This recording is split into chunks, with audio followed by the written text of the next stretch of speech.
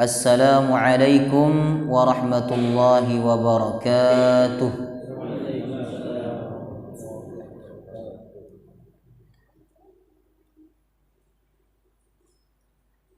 Alhamdulillah.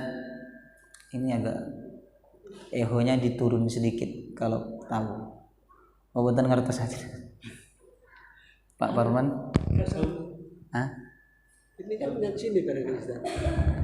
Oh iya. Tes. Enak yang sini barangkali. Mana ini?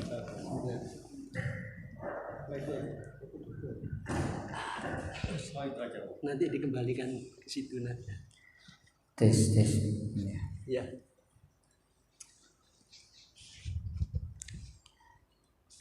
Alhamdulillah, kita memuji dan bersyukur kepada Allah Subhanahu wa taala yang maha mulia, maha berkuasa, maha berkehendak. Tidak ada yang terjadi kecuali dengan kehendak Allah Subhanahu wa taala. Termasuk hadirnya kita di majelis ini karena ditolong oleh Allah Subhanahu wa taala. Walaula fadlullahi alaikum wa rahmatuhu lakuntum minal khasirin. Seandainya bukan karena karunia dan rahmat Allah Subhanahu wa taala, sungguh kalian wahai manusia akan menjadi orang-orang yang rugi.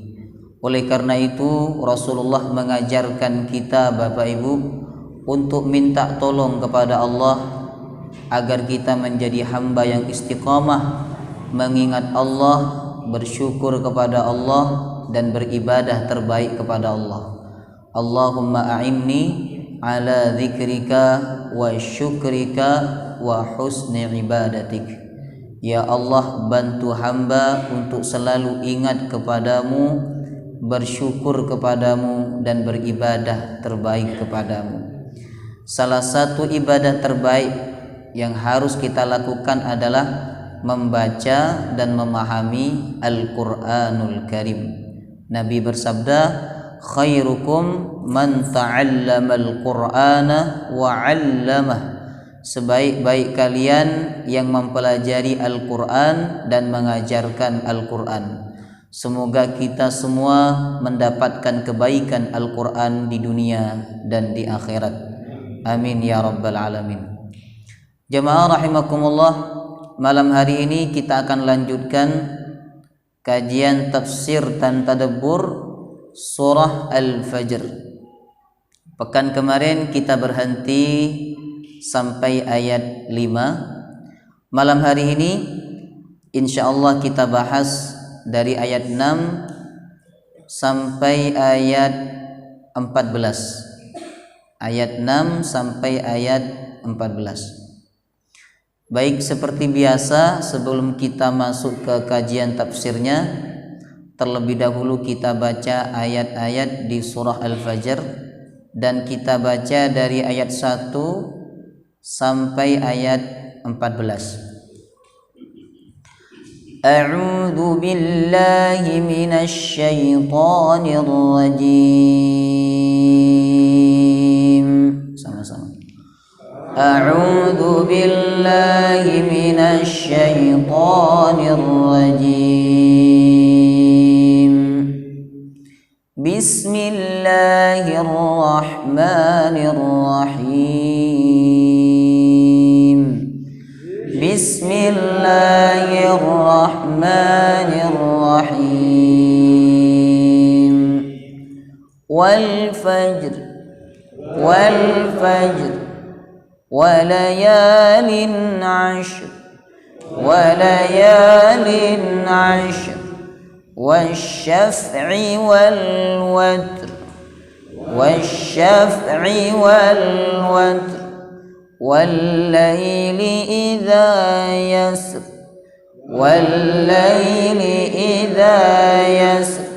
hal fi dzalika qasamul lidhi hijr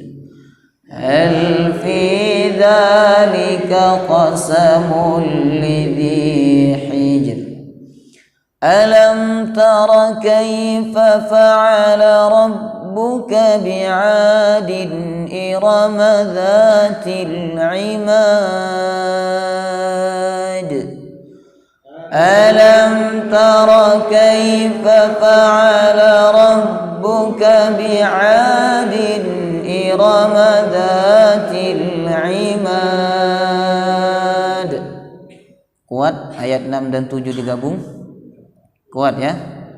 Kalau kuat lebih baik digabung ayat 6 dan ayat 7. Tapi kalau tidak kuat ya berhenti di ujung ayat yang ke-6. Alam tara kaifa fa'ala rabbuka bi'adin irama dhatil imad. Alam tara kaifa fa'ala rabbuka bi'adin irama dhatil imad allati lam yukhlaq mithluha fil bilad allati lam yukhlaq mithluha fil bilad wa thamud alladhina jabu as-sakhra bil wad wa thamud alladhina jabu as-sakhra bil wad wa fir'auna dhil awtad wa fir'auna dhil awtad alladhina taghaw fil bilad alladhina taghaw fil bilad فأكثروا فيها الفساد فأكثروا فيها الفساد فصب عليهم ربك سوط عذاب فصب عليهم ربك سوط عذاب إن ربك لبالمرصاد إن ربك لبالمرصاد. Saya terjemahkan dulu biar Bapak Ibu ada gambaran sebelum masuk kepada tafsirnya. Alam tara kaifa fa'ala rabbuka bi'ad. Tidakkah engkau melihat dan mengambil pelajaran bagaimana Allah memperlakukan kaum Ad? Kaumnya Nabi siapa ini? Nabi Hud alaihissalam. Siapa kaum Ad itu? Iram, yaitu kaum yang tinggal di sebuah negeri atau daerah namanya Iram. Makanya tadi saya katakan baca ayat 6 ini usahakan sambung ayat 7. Karena ayat 7 ini melengkapi makna ayat yang ke-6. Ngoten. Kalau panjenengan berhenti alam tara kaifa fa'ala rabbuka bi'ad, maknanya belum sempurna. Baru sempurna ketika panjenengan berhenti di ayat yang ke-7. Ngoten. Siapa kaum Ad itu? Iram, penduduk yang tinggal di negeri Iram. Dzatil imad, yang memiliki tiang-tiang tinggi dan kokoh. Jadi rumah mereka Bapak Ibu tiangnya tinggi dan kokoh. Padahal dulu belum ada alat canggih sebagaimana sekarang. Allati lam yukhlaq mithluha fil bilad, yang tidak diciptakan tiang-tiang yang tinggi itu fil bilad di negeri yang lain. Artinya tiang tinggi dan kokoh itu hanya dimiliki oleh kaum Ad dan hanya mereka yang mampu untuk membangunnya. Kemudian kaum yang kedua, wa Tsamuda, dan kaum Tsamud, alladzina jabus sakhra, yang melobangi sakhra. Melobangi apa? Batu, bilwad, di lembah mereka. Maksudnya kaum Tsamud itu diberikan kelebihan oleh Allah, bisa memahat batu menjadi rumah. Nah, luar biasa kan? Bisa memahat batu menjadi rumah. Jadi kalau mereka pengen buat rumah, tinggal cari gunung besar, dipahat oleh mereka jadi pintu, jadi ruang tamu, jadi kamar, jadi dapur, itu bisa mereka. Kemudian yang ketiga, wa fir'auna, dan Fir'aun, dzil autad, yang memiliki pasak. Alladzina taghaw fil bilad, mereka yakni kaum Ad, kaum Tsamud dan Fir'aun adalah kaum yang melakukan perbuatan melampaui batas fil bilad, di dalam negeri-negeri. Fa aktsaru fihal fasad, dan mereka banyak melakukan perbuatan yang rusak. Fa sabba alaihim rabbuka, maka Allah turunkan kepada mereka sautu azab, azab yang sangat pedih di dunia dan ditambah lagi di akhirat. Inna rabbaka labil mirsad, sesungguhnya Allah Tuhanmu labil mirsad, maha mengintai. Allah maha mengawasi seluruh perbuatan hambanya. Sebagaimana yang kita pelajari pekan kemarin, bahwa surah ini diawali dengan sumpah. Sumpah tujuannya adalah untuk menunjukkan bahwa apa yang disampaikan itu benar dan sangat penting untuk diperhatikan. Ngoten. Allah Subhanahu wa taala tidak hanya satu kali bersumpah dalam surah ini. Bahkan Allah bersumpah dengan 5 kali sumpah. Pertama Allah bersumpah dengan apa? Al-Fajr. Yang kedua, walayalin ashr, malam-malam yang 10. Kemudian yang ketiga, yang genap. Yang keempat, yang ganjil. Wal-laili, dan Allah bersumpah dengan malam. Hal fi dzalika qasamul lidzi hijr, sungguh dalam sumpah itu terdapat pelajaran bagi orang yang berakal. Jadi Bapak Ibu, Al-Quran itu hanya ngajak bicara orang yang berakal. Sebab hanya orang berakallah yang mampu mengambil pelajaran dari setiap ayat-ayat dalam Al-Quranul Karim. Setelah Allah bersumpah, kemudian Allah sebutkan kisah 3 kaum yang dibinasakan oleh Allah karena mereka sombong dan durhaka kepada Allah Subhanahu wa taala. Kaum yang pertama yaitu kaum Ad. Ya, kaum Ad sombong karena mereka punya kekuatan fisik yang sangat luar biasa. Apakah orang dulu yang punya kekuatan fisik itu sombong? Tidak. Ada seorang yang diberikan kekuatan fisik oleh Allah tapi tidak sombong.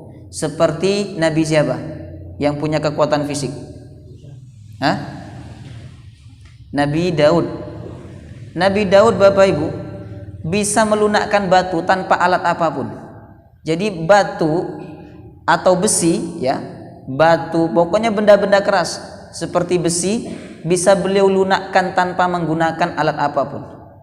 Jadi besi itu bisa dirangkai menjadi kursi, bisa dirangkai menjadi pedang dan sebagainya. Bisa Nabi Daud alaihissalam. Kuat, tapi beliau tawadu. Adapun kaum Ad diberikan kekuatan oleh Allah, justru kekuatan itu memicu mereka untuk menyombongkan diri. Allah berfirman, alam tara kaifa fa'ala rabbuka bi'ad, tidakkah engkau melihat dan mengambil pelajaran?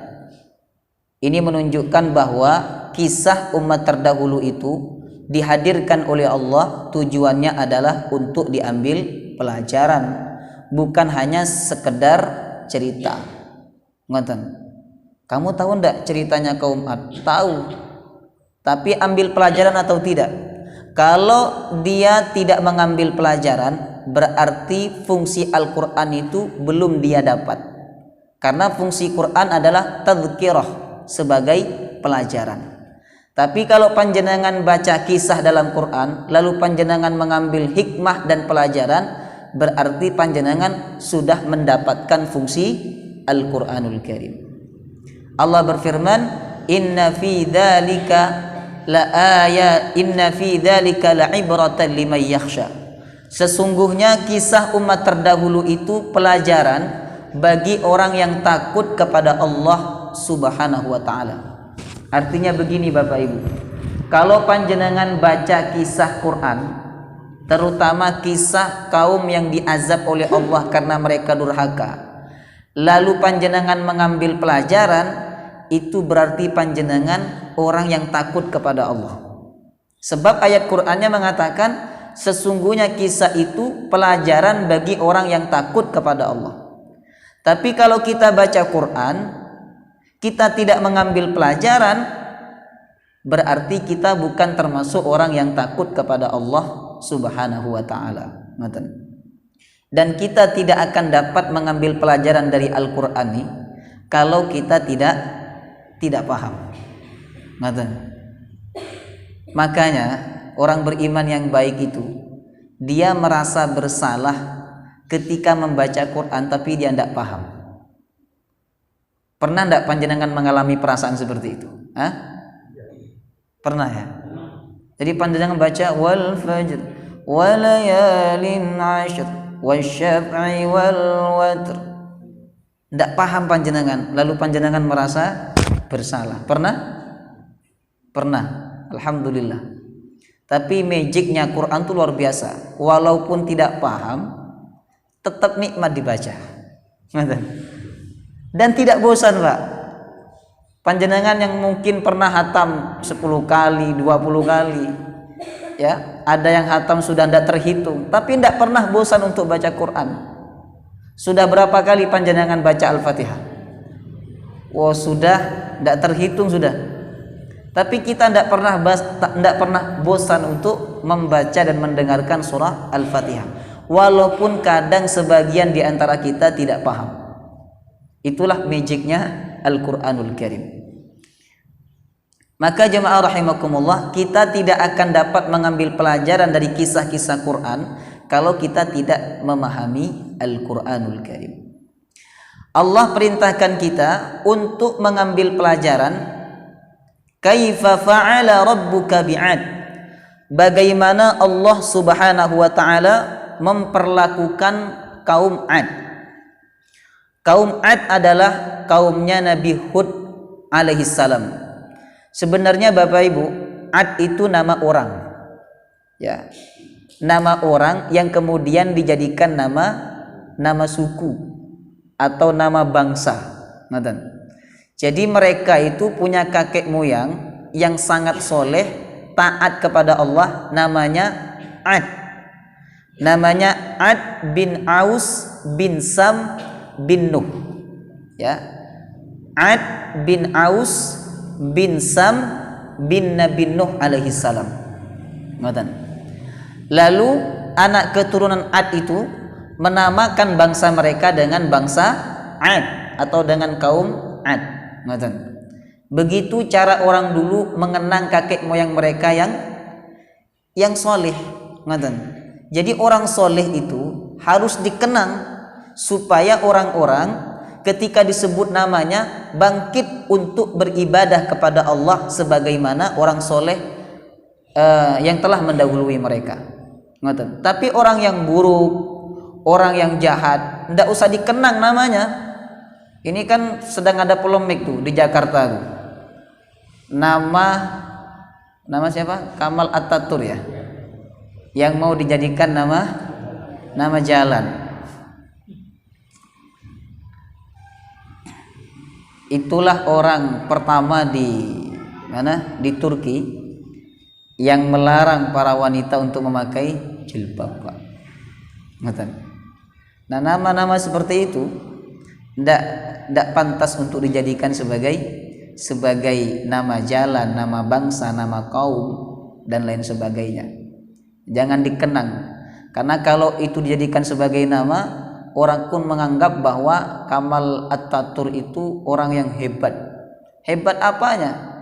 Dia melarang wanita untuk pakai jilbab, ya, sehingga negara Turki saat itu menjadi negara yang sekuler, ya. Tapi kemudian Allah Subhanahu wa taala menjadikan negara Turki itu negara Islam, negara yang mewajibkan umatnya yang beragama Islam untuk memakai jilbab, ya. Setelah datangnya seorang pemimpin dari majelis kecil, dari madrasah kecil, yang tidak disangka-sangka oleh Kamal Atatürk akan lahir orang yang seperti itu, ya. Dia adalah siapa? Erdogan. Itu dari madrasah kecil, Bapak Ibu. Maka jangan remehkan madrasah kecil, TPQ itu jangan diremehkan. Mungkin dari mereka akan muncul pemimpin yang menegakkan syariat Allah Subhanahu wa taala. Jadi orang soleh, orang yang punya jasa dalam kehidupan manusia itu harus dikenang namanya, sebagaimana kaum Ad memberi nama bangsa mereka dengan Ad untuk mengenang orang soleh dari kakek moyang mereka yang sudah mendahului mereka. Baik. Siapa kaum Ad itu? Iram. Mereka adalah yang tinggal di sebuah negeri namanya Iram. Iram kalau saya lihat di peta itu ada di antara Oman dan Hadramaut, ya. Dan daerahnya memang daerah perbukitan, ya. Bukit-bukit pasir. Mereka tinggal di perkemahan yang tiangnya sangat tinggi dan kokoh. Tiangnya tinggi dan kokoh. Makanya Allah sebut Dzatil Imad.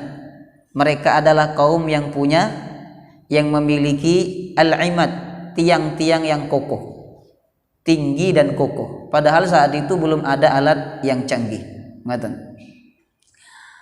Kemudian mereka adalah kaum yang sangat berkuasa saat itu dibandingkan kaum-kaum yang lainnya, sehingga kekuasaan mereka itu menyebabkan mereka menyombongkan diri, sampai mereka berkata, wa qalu man asyaddu minna quwwah.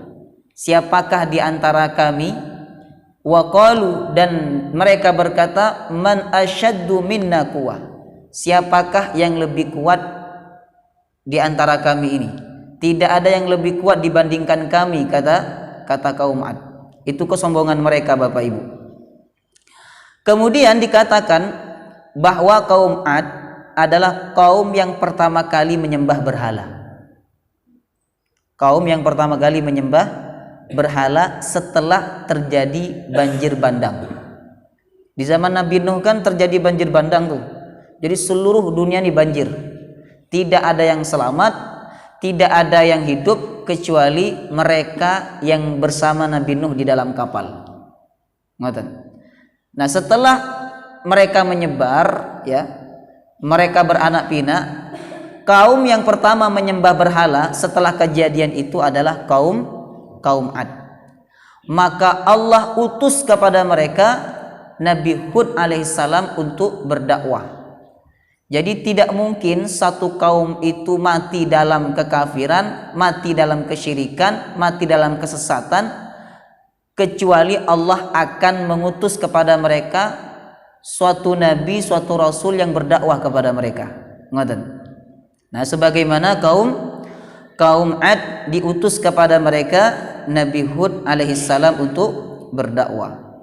Tapi mereka menolak dengan cara yang kasar.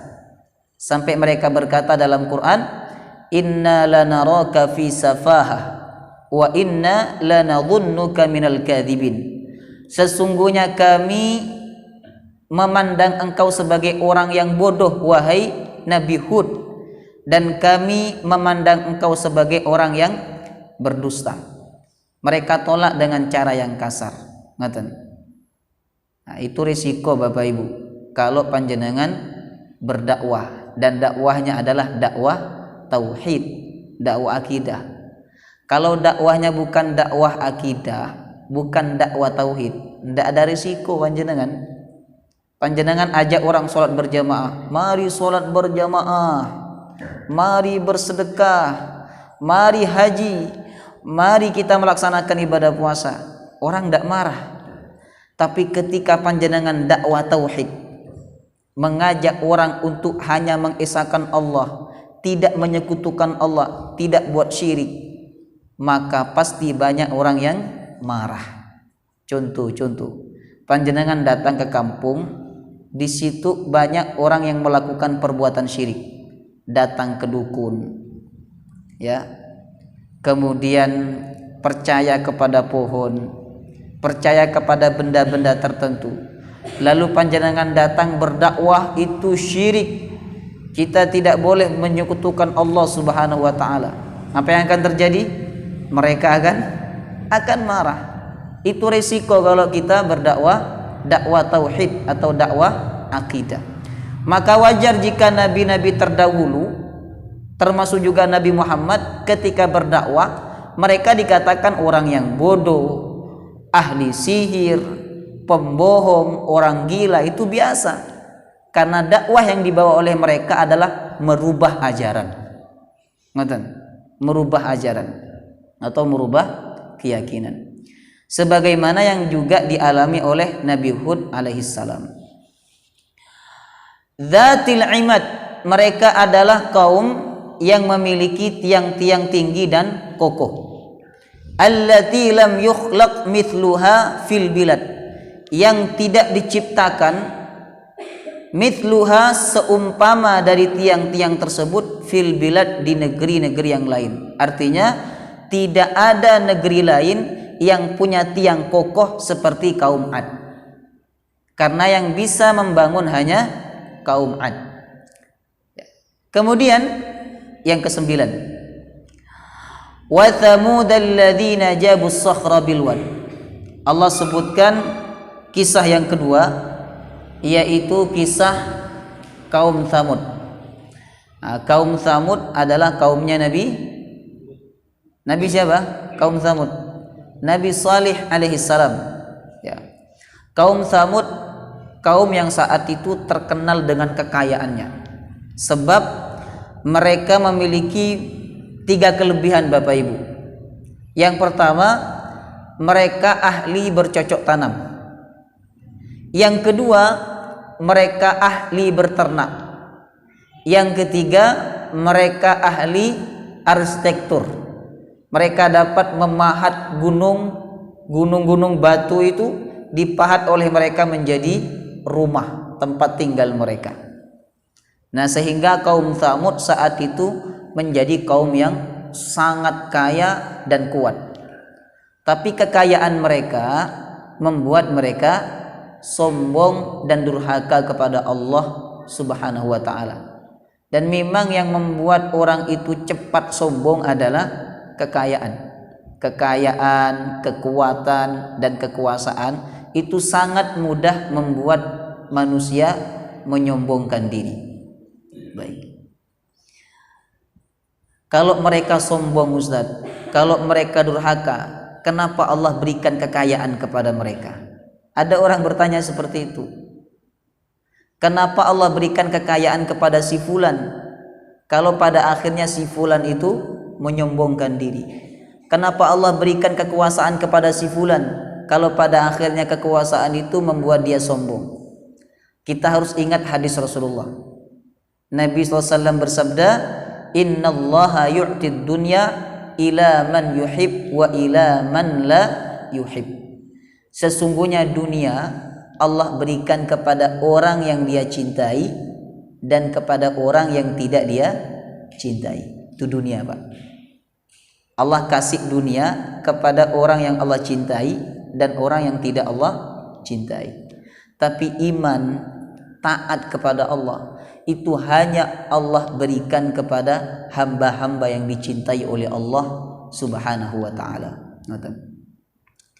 Maka kaum Thamud diberikan kekayaan oleh Allah, mereka ahli bercocok tanam, mereka ahli berternak, dan mereka ahli arsitektur, ya, itu bukan sebagai bukti bahwa mereka kaum yang mulia, tidak, ya, sebab Allah berikan dunia kepada siapa yang Dia cintai dan kepada siapa yang tidak Dia cintai. Baik. Kesombongan kaum Tsamud, Bapak Ibu, mengantarkan mereka menjadi kaum yang durhaka. Akhirnya Allah utus kepada mereka Nabi Salih untuk berdakwah. Ya, Nabi Salih untuk berdakwah.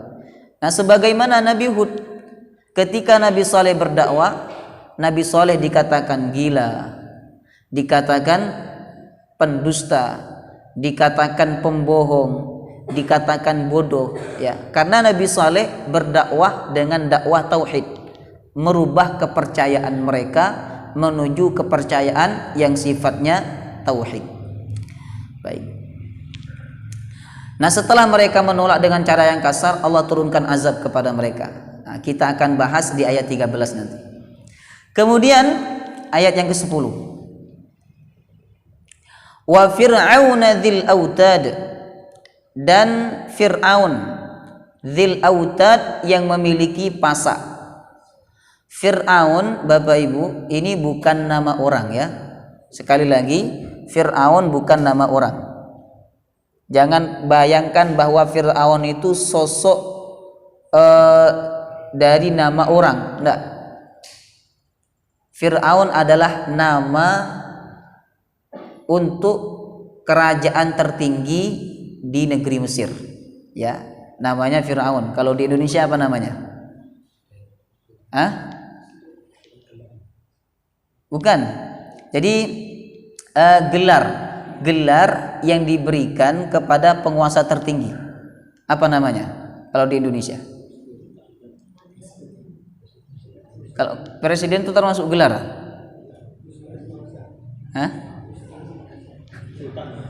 Sultan, ya. Kalau di Mesir namanya Fir'aun. Kalau di Romawi namanya Kaisar.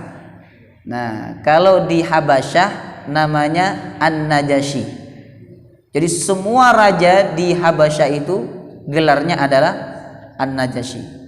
Maka ketika panjenengan baca sejarah Nabi, lalu dalam sejarah Nabi itu panjenengan ketemu sejarah atau sirah Raja An-Najasyi, itu bukan nama, itu adalah gelar bagi pemimpin tertinggi di negeri Habasyah. Nah, di Mesir saat itu, Bapak Ibu, penguasa tertingginya diberi gelar Fir'aun. Nah, sehingga Fir'aun itu dinastinya cukup banyak.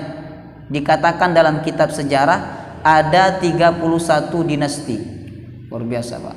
31 dinasti. Nabi Yusuf alaihissalam pernah tinggal di Mesir, dan Nabi Yusuf adalah orang yang berpengaruh besar di negeri Mesir, sehingga saat itu Bani Israel punya pengaruh kurang lebih 400 tahun di negeri Mesir. Nabi Yusuf itu dinasti Fir'aun yang ke-16. Adapun Nabi Musa hidup di Mesir pada dinasti Fir'aun yang ke-19.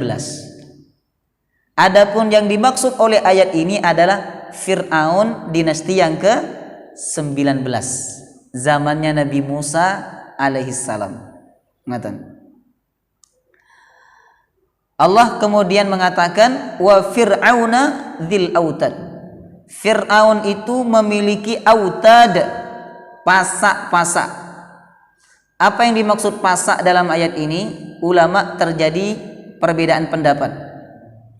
Ya. Yang pertama, pasak yang dimaksud adalah pasukan. Berarti dzil autad artinya adalah yang memiliki pasukan. Kemudian yang kedua, dzil autad yang dimaksud adalah bangunan kokoh yang ada sampai saat ini. Apa namanya? Piramid. Piramid itu saya baca sejarahnya dibangun 4.500 tahun yang lalu, Pak. tapi masih kokoh sampai sekarang. Sampai banyak peneliti ya yang melakukan riset apa bahan yang digunakan, kenapa bangunan itu bisa kokoh sampai saat ini. Ngoten. Kalau kita tidak perlu melakukan riset seperti itu, ya. Al-Quran tidak perintahkan kita melakukan riset seperti itu, karena tujuan Quran bukan untuk diteliti, tapi tujuan Quran adalah sebagai petunjuk. Kemudian yang ketiga, yang dimaksud pasa adalah alat yang digunakan oleh Fir'aun untuk menyiksa orang-orang yang dia ingin siksa. Jadi apa Pak? Dipasak, tahu dipasak ya? Paham gak dipasak? Jadi begini, tangannya itu dipaku, tangan kanannya dipaku, kemudian tangan kirinya dipaku, kakinya juga dipaku, kaki kanan dipaku, kaki kiri juga dipaku, dipasak namanya. Nah, ya mirip-mirip lah dengan disalib itu. Orang yang pernah merasakan siksaan seperti ini adalah istrinya sendiri. Namanya siapa? Nama istrinya Firaun. Asiyah. Asiyah nama istrinya, bukan Aisyah ya. Aisyah itu nama rumah sakit. Asiyah. Ya. Istrinya ketika ketahuan bahwa dia beriman kepada Tuhannya Nabi Musa, langsung dihukum oleh Firaun dengan cara dipasak itu. Dipasak, dipukul sampai meninggal dunia. Ya. Makanya dikatakan dalam hadis, wanita yang sabar dengan perilaku suaminya, dia dapat pahala seperti istrinya Fir'aun, Asiyah. Ibu-ibu pengen enggak? Hah? Pengen enggak punya pahala seperti Asiyah? Pengen? Syaratnya harus punya suami seperti nah. Baik. Jadi autad maknanya ada 3. Yang pertama, autad adalah pasukan. Yang kedua, autad maknanya apa yang kedua autad? Bangunan yang kokoh, yaitu piramida. Kemudian yang ketiga, pasak yang digunakan oleh Fir'aun untuk menyiksa orang-orang yang ingin dia siksa. Alladzina taghaw fil bilad. Mereka yakni kaum Ad, kaum Tsamud, Fir'aun dan tentaranya suka melakukan perbuatan melampaui batas, sombong, durhaka kepada Allah. Dia penguasa yang sangat zalim, dan kezaliman itu hanya dia berikan kepada orang-orang di luar Mesir, yaitu orang Bani Israel. Pokoknya semua suku Bani Israel dipekerjakan secara paksa, Bapak Ibu. Ya, dipaksa, dipukul oleh tentara Fir'aun. Tidak hanya itu, anak laki-laki dari Bani Israel itu semuanya dibunuh. Karena Fir'aun dapat mimpi, dalam mimpi itu ada api dari negeri Palestina. Palestina ini kan sumbernya Bani Israel di situ, Palestina. Ada api dari negeri Palestina yang berjalan kemudian membakar semua rumah orang-orang Mesir. Yang tidak dibakar hanya rumah orang-orang Bani Israel. Kemudian dia datang kepada dukun, dan dukun itu mengatakan mimpi itu isyarat bahwa akan ada seorang dari Bani Israel yang menghancurkan kerajaan engkau, wahai raja. Maka saat itu Fir'aun memerintahkan kepada tentaranya untuk membunuh semua anak laki-laki Bani Israel, dibunuh. Dan cara membunuhnya itu ada 3. Yang pertama, diambil anak bayi itu, anak bayi Bani Israel yang laki-laki, ya, diambil, ditaruh di tengah lapangan, tidak dikasih makan sampai mati. Dan itu disaksikan oleh orang tuanya. Kemudian yang kedua caranya disembelih, Pak. Caranya disembelih. Makanya digambarkan oleh Quran, yudzabbihu abna'akum. Mereka tentara Fir'aun itu menyembelih anak-anak kalian, wahai Bani Israel. Cara yang ketiga, dicelupkan berulang kali ke dalam air. Ini sampai mati. Maka azabnya Firaun itu apa? Azabnya apa? Allah tenggelamkan. Karena dia suka menenggelamkan bayinya Bani Israel.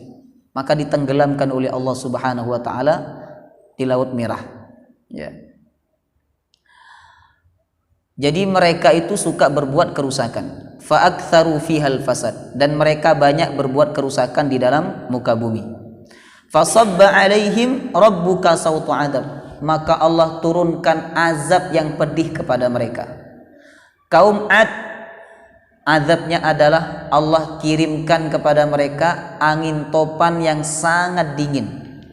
Sebagaimana firman Allah, wa amma 'adun fa arsalna 'alaihim rihan sarsaran fi yaumin nahsim mustamir. Dan kaum Ad kami kirimkan kepada mereka rihan sarsaran, angin topan yang sangat dingin. Berapa lama Allah kirimkan angin topan itu? Sab'a layalin wa thamaniyata ayyam, 7 malam 8 hari. Jadi selama 7 malam 8 hari Bapak Ibu, kaum Ad itu selalu ada angin topan. Dan mereka selama 7 malam 8 hari itu ada di udara. Ya. Diputar oleh angin topan itu. Kemudian setelah itu, setelah hari ke-8 ya, mereka dijatuhkan oleh Allah dalam keadaan terbalik. Jadi kepalanya di bawah. Ini. Sehingga dikatakan oleh Quran, ka'annahum a'jazu nakhlin khawiyah. Mereka itu seperti batang kurma yang kosong. Ya. Karena isi dalam tubuh mereka itu keluar semua. Sebab ada angin dingin yang masuk ke dalam tubuh mereka. Ngoten. Fahal tara lahum min baqiyah. Tidak ada seorang pun di antara mereka yang tersisa. Itu azab yang Allah turunkan kepada kaum siapa? Kaum Ad, kaumnya Nabi Hud. Yang kedua kaum Thamud. Azabnya kata Allah, fa amma thamudu fa uhliku bit-taghiyah. Adapun kaum Thamud, Allah azab dengan taghiyah. Taghiyah itu suara pekikan. Hah, nah gitu. Itu azabnya kaum Thamud. Malaikat apa namanya Pak? Bahasa Jawanya gitu. Hah? Suara begitu tuh apa namanya? Hah? 1 kali hentakan yang dilakukan oleh malaikat, hentakan suara yang dilakukan oleh malaikat, kaum Thamud itu mati. Ya, semuanya mati. Setelah mereka mati, Allah turunkan hujan batu dari langit. Ya, itu azabnya kaum Thamud karena mereka sombong dan durhaka kepada Allah. Kemudian yang terakhir Fir'aun. Allah azab dia dan tentaranya dengan apa? Dengan air, Pak. Ya, diazab dengan air. Jadi sangat mudah bagi Allah untuk mengazab manusia itu.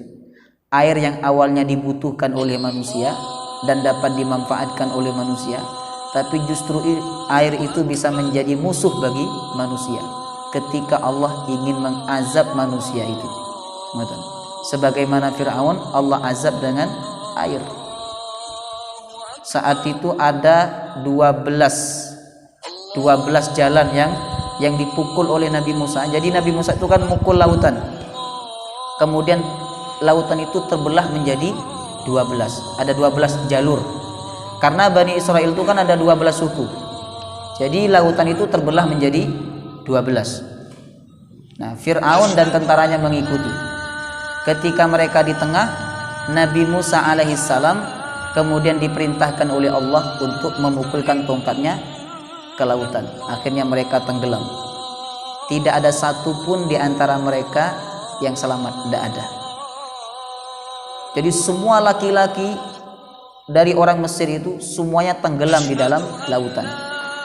Nah, sehingga dikatakan dalam sejarahnya, setelah itu Mesir dipimpin oleh wanita.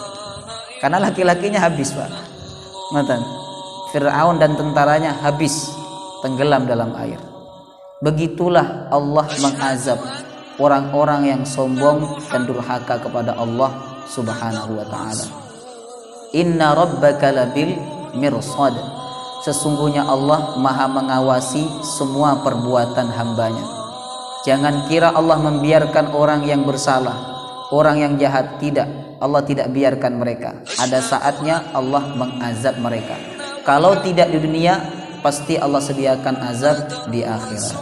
Wallahu ta'ala a'lam bis-shawab. Insyaallah kita lanjutkan 2 pekan lagi untuk kajian tafsirnya, karena pekan depan kita masuk pekan pertama ya. Untuk pekan depan kita kajian hari Sabtu pagi insyaallah. Mau bahas apa nih? Ada request tema enggak dari Bapak Ibu? Hah? Ada? Mau bahas apa? Manut apa? Terserah. Baik. Kalau ada request tema boleh dikirimkan ke saya lewat Pak Parman, boleh. Ya. Mungkin bapak-bapak ingin bahas poligami, boleh.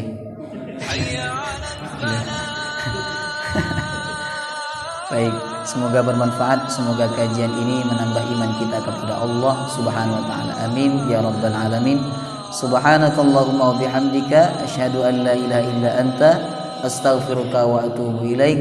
Wassalamu alaikum warahmatullahi wabarakatuh.